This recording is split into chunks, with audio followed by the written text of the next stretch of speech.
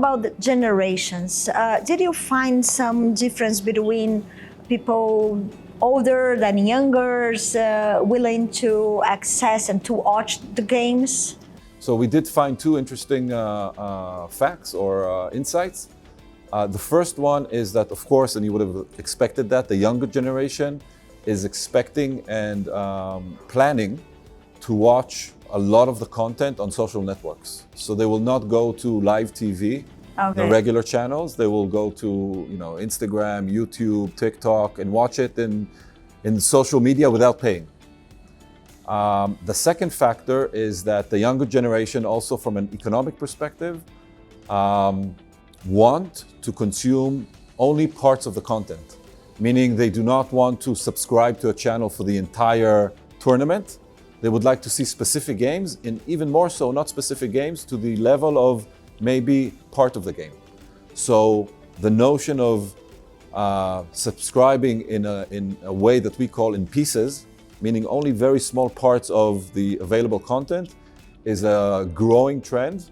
And even if it's not offered by the service providers, the younger generation intend to hack their way into pieces, which means they will subscribe and stop their subscription. And maybe, sometimes part of the subscription is a few days for free and then the full. So they plan to what we call a churn and return, meaning they will subscribe to something, churn out, and then when there's another additional piece of content they want to view, they will resubscribe. So this is something, instead of having the younger generation hack it, we would expect that the service providers, the streaming providers, would actually provide these kind of pieces of content for that segment. It seems to me a kind of challenging for telcos and also the content provider, isn't it? It's actually a trend that's growing. We're seeing leagues such as the NBA actually offering this type of viewership. Wow. It makes sense, because when you, in the older days, let's call it, when you subscribe to the entire month, you didn't watch the entire month. Many teams do not interest you. You are a fan of a specific country or maybe one or two, and you want to focus on that. So that content flexibility, in my mind, will actually increase the potential monetization opportunities, because instead of having people choose not to subscribe and maybe watch with friends or with their family and not actually do the subscription themselves, this time they will, if offered pieces, they will pay themselves.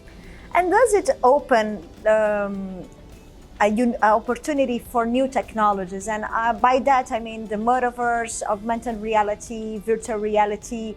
Are CSPs and content providers and all the whole ecosystems willing to offer something like that? Again, very interesting to see how this topic is starting to become of interest to that audience. It's something that if you asked 2-3 years ago, it didn't exist. Now, because all the buzz in the media, it's something that not only exists, very large portions, and I'm talking 30-40% and up, desire to have augmented or VR experiences and are willing to pay for it. And is the environment ready to offer that, or we are just in the beginning of this trends? I don't see Metaverse so mature and offering a lot of content on this, so gathering people. In which stage are we today?